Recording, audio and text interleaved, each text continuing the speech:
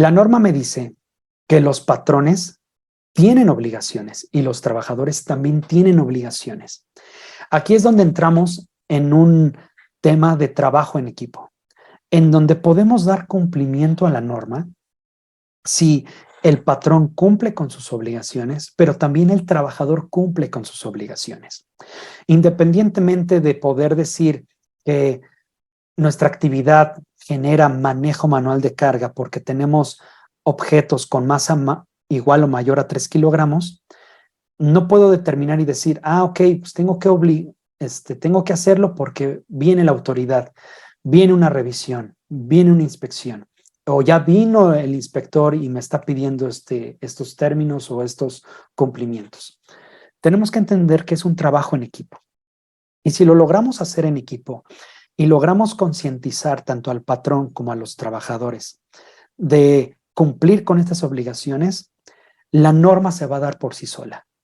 Y si se da por sí sola la norma, las obligaciones se van a ver reflejadas y la autoridad le va a dar visto bueno al cumplimiento. Pero bueno, vamos a verlas a detalle. Vamos a ver primero las obligaciones que ya estaban vigentes antes de enero 2023. Número 5.2, y lo marca la norma en su apartado 5.2. El patrón está obligado a adoptar medidas de prevención y control para reducir o eliminar los factores de riesgo ergonómico dentro del centro de trabajo que se derivan del manejo manual de cargas.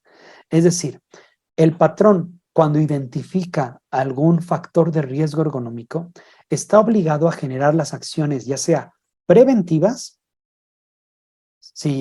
para que no sucedan, o correctivas si ya sucedieron, para que no vuelvan a suceder. ¿Esto cómo lo tiene que hacer el patrón? A través de un plan y programa que vamos a estar desarrollando más adelante, pero el patrón está obligado a adoptar esas medidas y los va a registrar a través de un informe o a través de un programa. Y vamos a ver más adelante. 5.3. Vigilar la salud de los trabajadores que están ocupacionalmente expuestos a los riesgos de factor ergonómico. Es decir, quiero ponerte como ejemplo. Tal vez la gente del área administrativa que está en oficina no está tan expuesta u ocupacionalmente expuesta como el operativo, en la persona de almacén, la persona que estiva, la persona que está en planta. Tenemos que determinar cuáles son los colaboradores que están ocupacionalmente más expuestos y cuáles están ocupacionalmente menos expuestos. Pero al final del día, todos tienen un nivel de exposición ocupacional. La gente de oficina también puede sufrir lesiones de carácter ergonómico, claro que sí, por las posturas forzadas, pudiera ser, por los movimientos repetitivos, etcétera, etcétera, etcétera. 5.4. Debo de informar a los trabajadores sobre las posibles alteraciones en la salud, lo que veíamos hace un momento y que mencionaban. ¿Cómo lo puedo hacer? Vamos a estar viendo el análisis sobre el nivel de riesgo que tienen los colaboradores, pero yo se los tengo que informar. Es decir, aún a la persona administrativa le tengo que informar sobre los posibles riesgos que tiene o el que está expuesto al realizar sus actividades. Sí, y ya al contar con este análisis vamos a ver cómo lo podemos desarrollar. 5.5, según esta cláusula, debo de proporcionar adiestramiento y capacitación. Vamos a desarrollar cuáles son los puntos que vamos a estar viendo para el tema de capacitación y adiestramiento. 5.6, debo de registrar estas medidas preventivas y debo también adaptar exámenes médicos y practicarlos a todos mis colaboradores que están ocupacionalmente expuestos. Pueden ser a través de periodos, puede ser de forma anual, puede ser con base en la actividad que realizan, que yo determine los periodos, claro que sí, eso también lo vamos a desarrollar más adelante. Ahora, este punto 5.1 es el que ya entró en vigor el 4 de enero de este año y es todas las organizaciones, todos los centros de trabajo que tengan manejo manual de carga superiores o iguales a 3 kilogramos necesitan contar con un análisis de factores de riesgo ergonómico, también conocido como programa de ergonomía.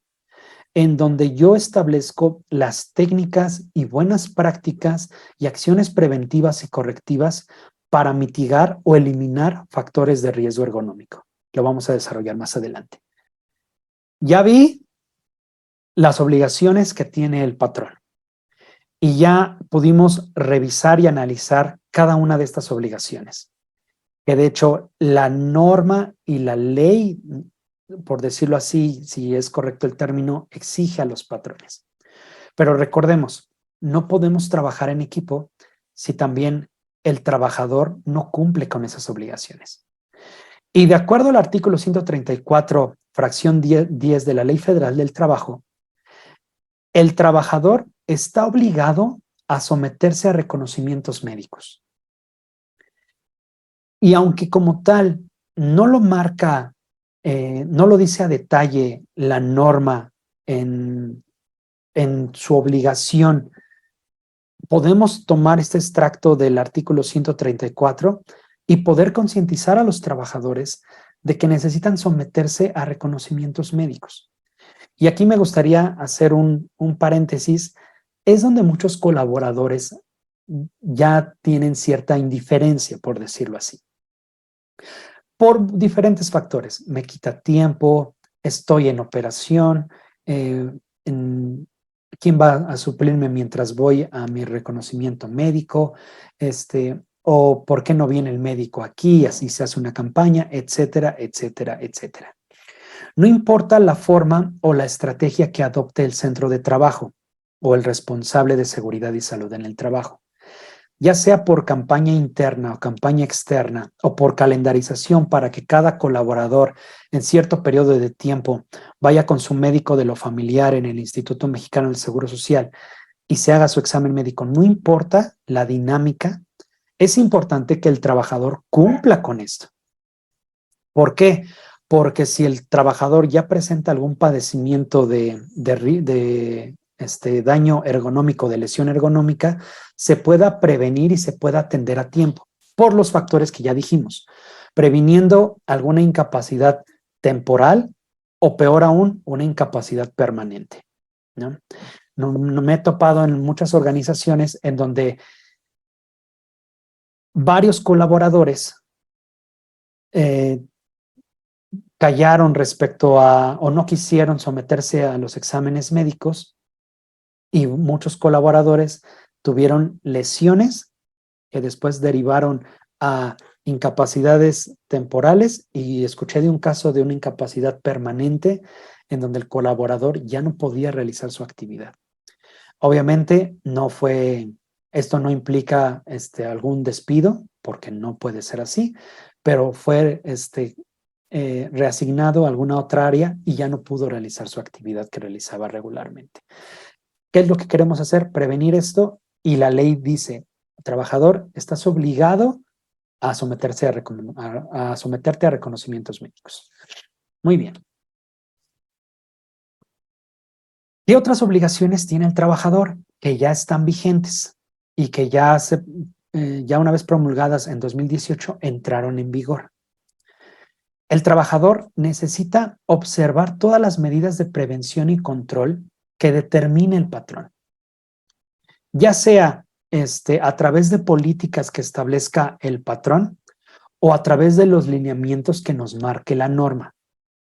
Por eso es importante capacitar al trabajador respecto a esta norma, porque él conocerá a través de la capacitación recomendaciones, buenas prácticas y cómo hacer la técnica de forma correcta de levantar, de estivar, de jalar, de empujar, etcétera, etcétera, etcétera. Pero no solamente eso.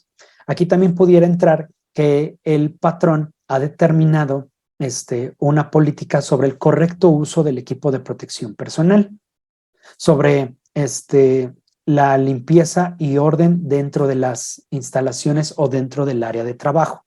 El trabajador está obligado a observar estas medidas, a adoptarlas para una prevención y control. Número 2. Este punto es muy importante y aquí me gustaría abrir micrófonos para los que quieran participar. Dar aviso sobre condiciones inseguras. Ustedes, de acuerdo a su experiencia, ¿han tenido este antecedente en donde el trabajador ¿les notifica a ustedes sobre condiciones inseguras dentro de su área o puesto de trabajo?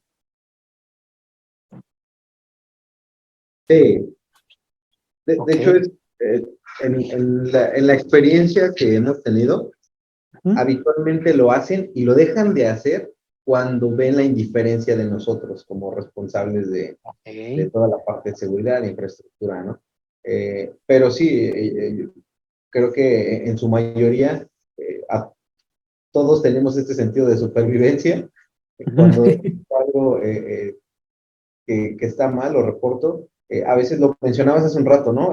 Con el tema de los exámenes médicos. A veces priorizamos la operación y entonces le pongo un parchecito, evito el lugar o el área o le meto ahí un truco para que jale el tablero y ese es a veces el error que yo veo que caemos, ¿no? El creer que pues ya mientras, y ese mientras se convierte en una semana, un mes y hasta que hay un accidente, ahora sí todos a trabajar. Es correcto, es correcto. El clásico refrán famosísimo de muerto el niño, queremos tapar el pozo, ¿no? Lamentablemente. Muy importante esta aportación. Aunque el colaborador pueda dar aviso sobre las condiciones inseguras a las que está expuesto en el desarrollo de sus actividades, si hay una indiferencia por parte del patrón, el trabajador pudiera responder igual de forma indiferente al decir, bueno, yo ya avisé, yo cumplí, ya no es mi responsabilidad. Pero es importante que nosotros podamos concientizar al trabajador respecto a la insistencia y dar aviso de forma inmediata cuando se presente alguna condición insegura. ¿Por qué? Porque esta norma me ayuda a identificar, a analizar y a prevenir el riesgo ergonómico. ¿Ok? Es importante concientizar a los trabajadores y sobre todo marcar la línea correcta para esa comunicación inmediata. Podemos hacerlo a través del encargado de seguridad y salud en el trabajo, o bien que la Comisión de Seguridad e Higiene sea el conducto necesario o el conducto correcto para que el trabajador pueda dar aviso de forma inmediata. Obviamente, esto depende de cada organización, pero la norma, según lo que menciona, puede hacerse primeramente a través de la comisión o bien a través del encargado de seguridad. 6.3, cláusula 6.3. Mantener orden en el área de trabajo.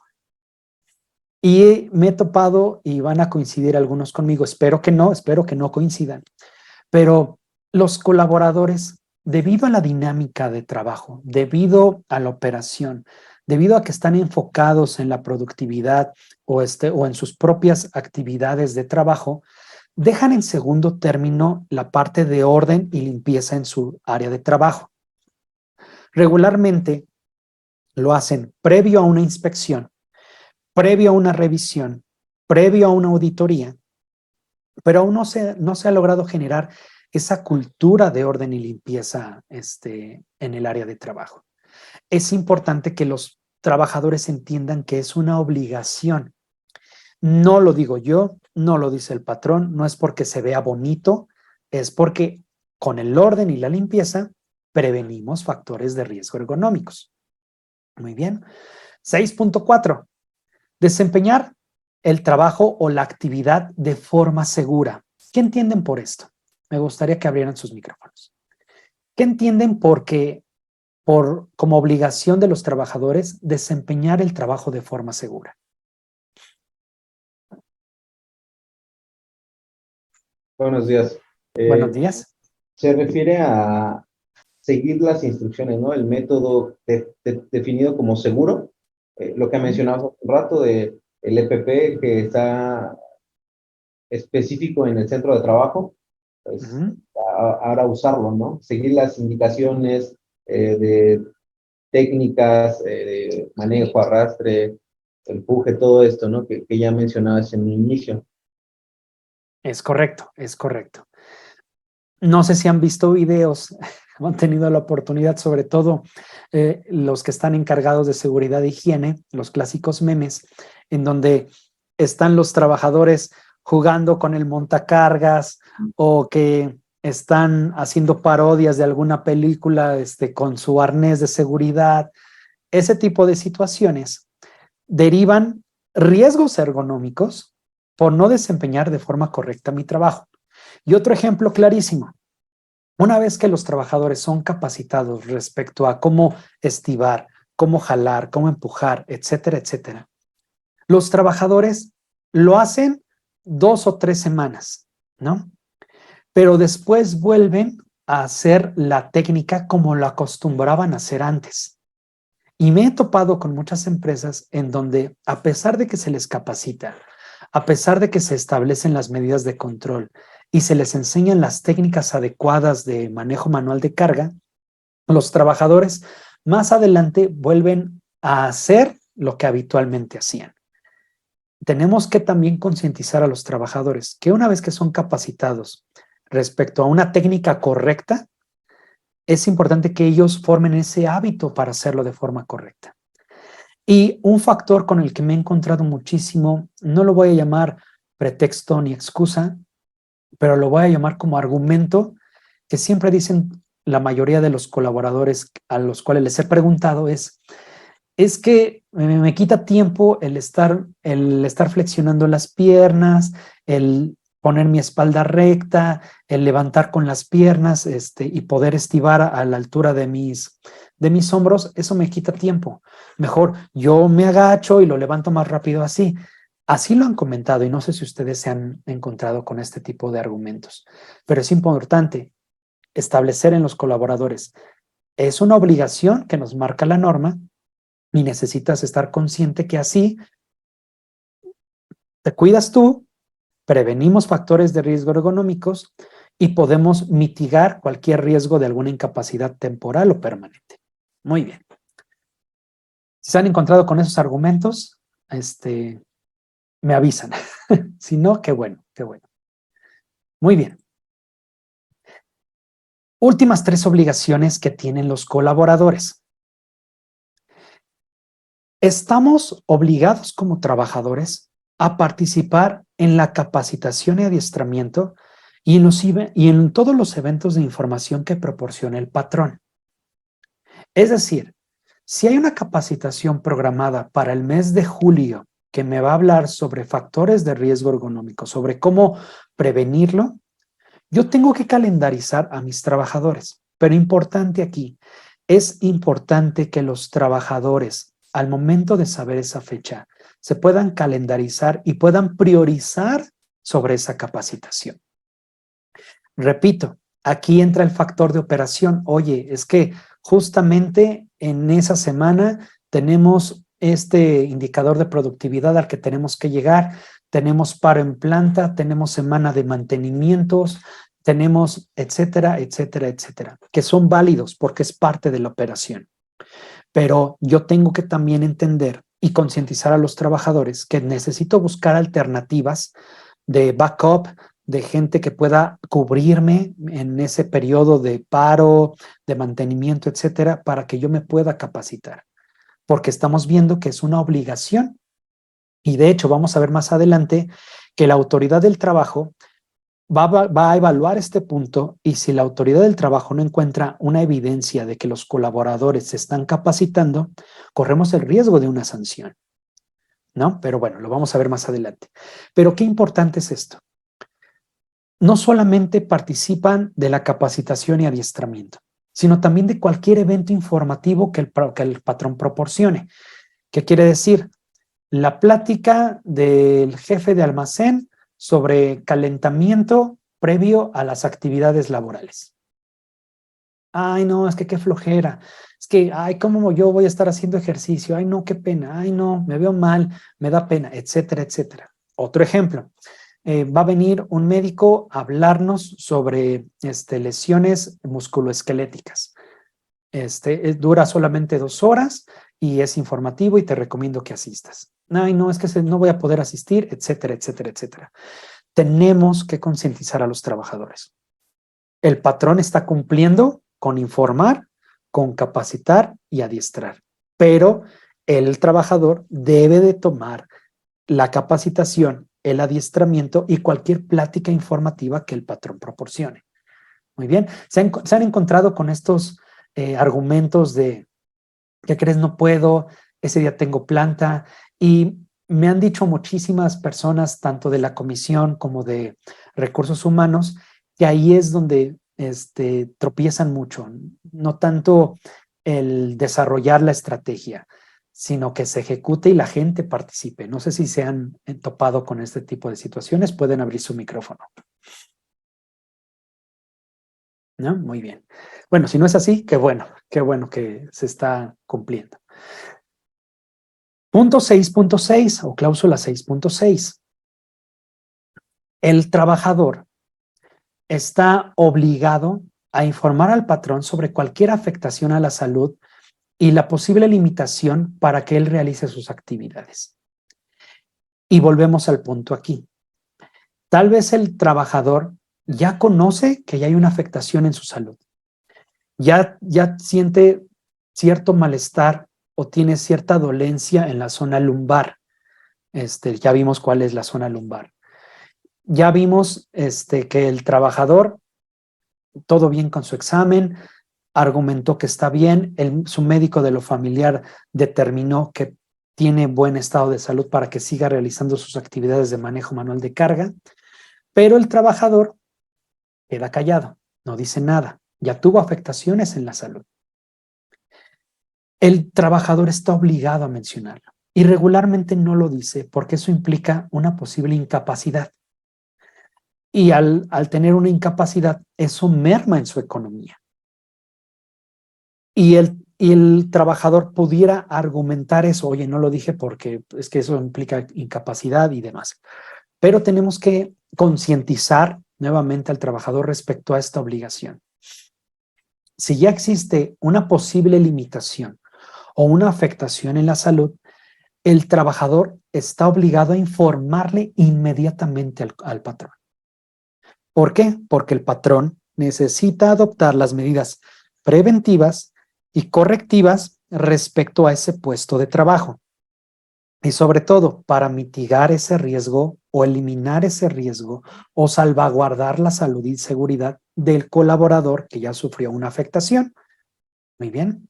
Y por último, 6.7. Ya lo vimos, es someterse a exámenes médicos, igual que el artículo 134, fracción 10 de la Ley Federal del Trabajo.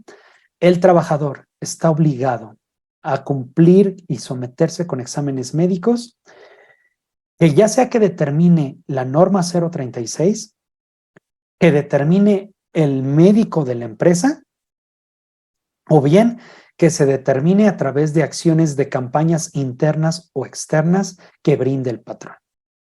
Muy bien, ya vimos las obligaciones del patrón y de los trabajadores. ¿Tenemos alguna duda hasta aquí? Yo tengo una duda. Adelante, adelante. Por parte del servicio médico, pues realizamos exámenes médicos anuales de manera general a todo el personal de planta, tanto producción como administrativo. Si en los resultados saliera alguna persona con alguna lesión musculoesquelética, ¿me tengo que enfocar a hacer un examen específico diferente al que lo sometí previamente? O sea, si ya detecté o diagnostiqué alguna patología musculoesquelética, ¿tengo que volver a someterlo a otro examen médico musculoesquelético específicamente? Pudiera ser, o bien la norma nos ayuda a través de las guías de referencia y apéndice a poder determinar ya sea una evaluación rápida o bien ya una evaluación específica. Y ya en la evaluación específica yo ya poder determinar cómo vamos a canalizar y atender a ese colaborador que ya está ocupacionalmente expuesto o ya sufre de alguna afectación de salud o de limitación. Ahorita vamos a desarrollar... Okay, perdón, adelante.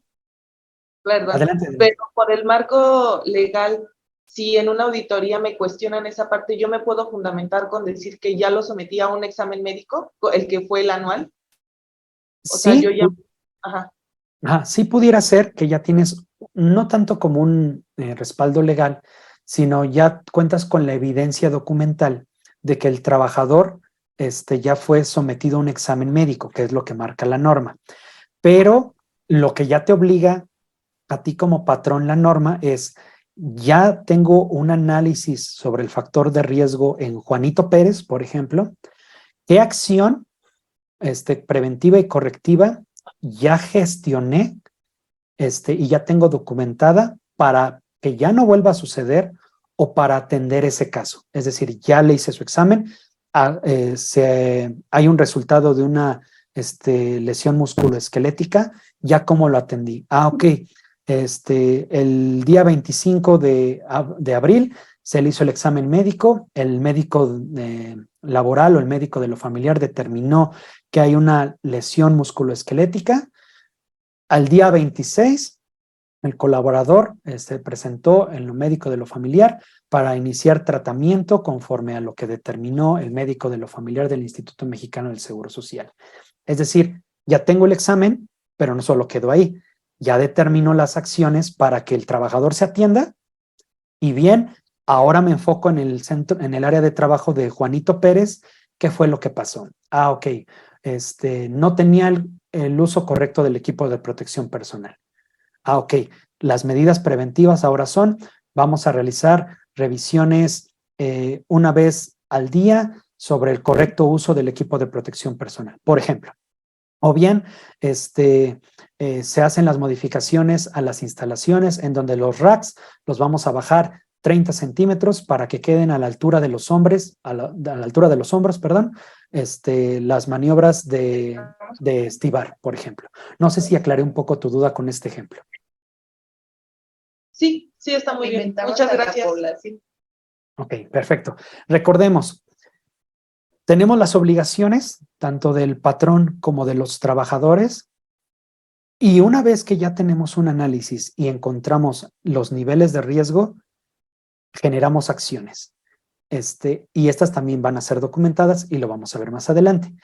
¿Por qué documentadas? Porque la autoridad necesita comprobar que estemos dando cumplimiento a las cláusulas de la norma. Lilia Juárez, adelante. Hola, profesor. Una pregunta. ¿Esta norma solamente de ergonomía está enfocada a cuestiones de carga de trabajos con, exacto, para que efectúen cargas, o también estaría un poco involucrada por cuestiones de personal no solo operativo, también de oficina, y el tema de sillas, etcétera, de que vaya a distancia del teclado, todo esto, o eso no es materia de esta norma? Sí, la norma nos habla específicamente sobre manejo manual de carga, pero también esta norma nos da ciertas recomendaciones en la parte de, por ejemplo, posturas forzadas o movimientos repetitivos, que tal vez no impliquen un tema de manual de carga, pero sí en cuanto a posturas forzadas, lo que decíamos hace un momento, con base en el nivel de riesgo que puede tener una parte administrativa, tal vez no lo que hace es estar archivando, por ejemplo, pero genera un movimiento repetitivo o una postura forzada. La norma nos va a dar ciertas recomendaciones. Aunque su enfoque principal es manejo manual de carga, nos da algunas recomendaciones respecto a movimientos repetitivos o posturas forzadas. Yo quiero hacer un comentario. Adelante. Se supone que esta norma es la parte 1, ¿no? Y esta se enfoca en manejo manual de cargas, específicamente. Es correcto. Se supone que está ahorita en proceso la parte 2, y en esa ahora van a abarcar la parte de repetitividad o movimientos repetitivos y posturas forzadas. Es correcto, entonces, sí, es correcto, excelente, sí. Como bien mencioné, nos puede dar ciertas recomendaciones. La fase 2, como bien mencionaron, ya se enfoca más en la parte de posturas forzadas, movimientos repetitivos. Y hay una norma también que nos va a ayudar mucho al tema de posturas en cuanto a temas administrativos de escritorio, que es la norma 037. Pero bueno, la estaremos desarrollando o se estará desarrollando en otra sesión. Pero bueno, no sé si aclaramos la duda. Excelente aportación. Sí, muchas gracias. Perfecto, muy bien. Recordemos, se enfoca en manejo manual de carga, pero sí me da ciertas pinceladas sobre cómo podemos tener un control, ciertas recomendaciones, tal vez no tan implícitas, pero sí que nos hablen sobre posturas forzadas y movimientos repetitivos.